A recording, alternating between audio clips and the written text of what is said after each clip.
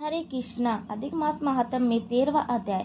ऋषि जी बोले, हे वक्ताओं में श्रेष्ठ महाभाग शुद्ध जी, दृढ़ राजा को पुरुषोत्तम के सेवन से राज्य, पुत्र आदि और पतिव्रता स्त्री कैसे मिली तथा योगियों को भी दुर्लभ लोक की कैसे प्राप्ति हुई, सो तो आपके मुख कमल से बार बार कथा के सार को सुनकर हम लोगों की तृप्ति नहीं होती।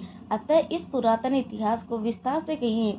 हमारे भाग्य बल से ही ब्राह्मण ने आपको यह भेजा है। सूर्य जी बोले, हे ब्राह्मणों, नारायण मुनि ने नारद जी की जो कहा था वही पुरातन इतिहास में आप लोगों से कहता हूँ। पाप नाशक दर्दधनवा का चरित्र जैसे मैंने गुरुजी के मुख से सुना है, वही आप सब मुनि लोग सुनो।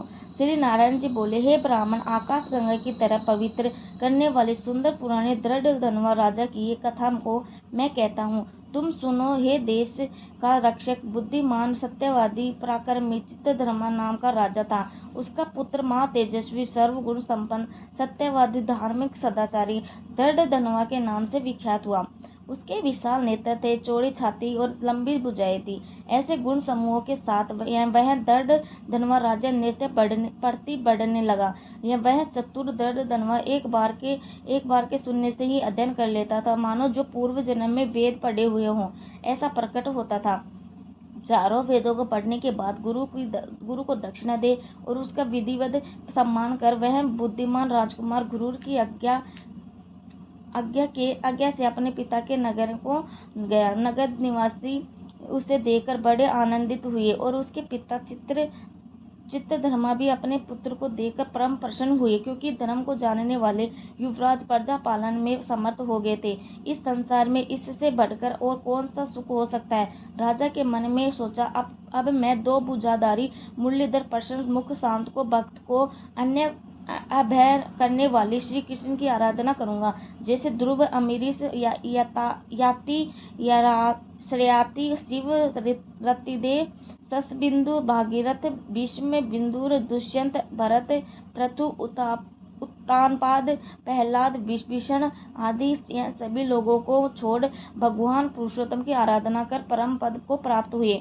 इसीलिए मैं भी स्त्री, घर, पुत्र आदि के स्नेह रूपी बंधन को तोड़कर वन में जाकर हरि का भजन करूंगा। मन में ऐसा निश्चय करके चित्तधर्मा अपने पुत्र दृढ़धनवा को राज्यपाठ सौंपकर विरक्त हो पुलह ऋषि के आश्रम को चले गए, जहाँ सब कामनाओं का परित्याग कर निहार रहे। निरंतर ही श्री कृष्ण भगवान का स्मरण करते हुए तप करने लगे। बहुत समय तक तप करके वे अंत में भगवान के परम धाम को चले गए।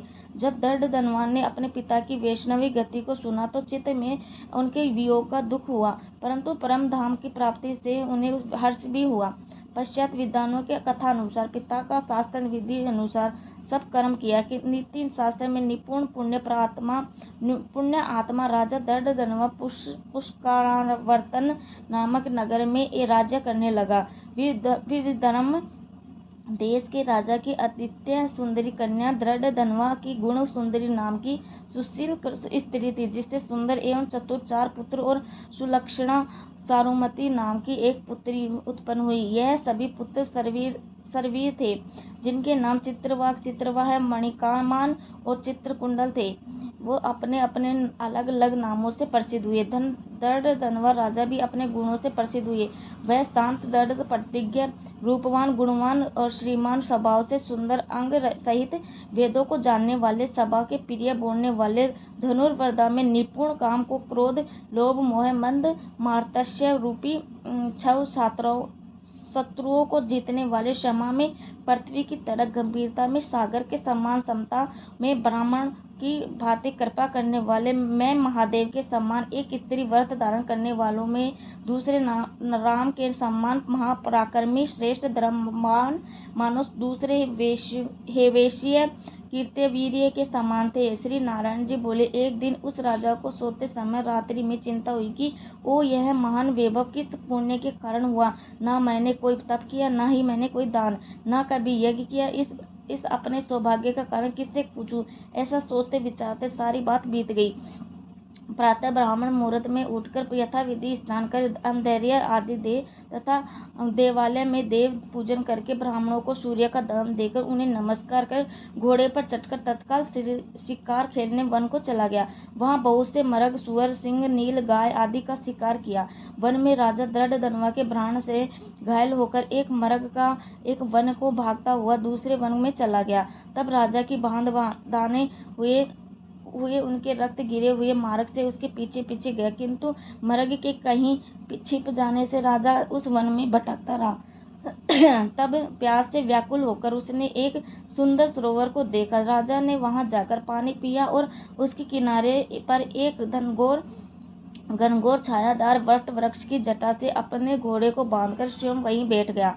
उसी समय वहां एक तोता अत्यंत सौभाग्यवान मनुष्य की सी बोली बोलता हुआ आया और राजा को दृढ़धनवा को अकेला बैठा हुआ समझ वह निम्न श्लोक को बार बार पढ़ने लगा। विद्यमाना सुख सोलो व्यक्तित भूतले न चिंतसि न तत्तम तत्कथम परामेश्वसी। अर्थात राजन, तुम इस भूतल का विद्वान अतुल सुखों को देखकर तत्व के संबंध में विचार नहीं कर रहे हो तो कैसे भव सागर से पार होगे। बार बार इस पद को सुनकर राजा आनंद में को प्राप्त हुआ और मोहग्रस्त भी हुए। तोता सार गंभीर कठोर नारियल के समान गंभीर पद को बार बार क्यों पढ़ता है, जो बड़ी कठिनाई से समझ में आने योग्य है। क्या यही श्री सुखदेव जी हैं जो श्री कृष्ण के सेवक मुझ संसार में डूबे हुए मुझ को परीक्षित की भांति कृपया करके उद्धार करने आए हैं।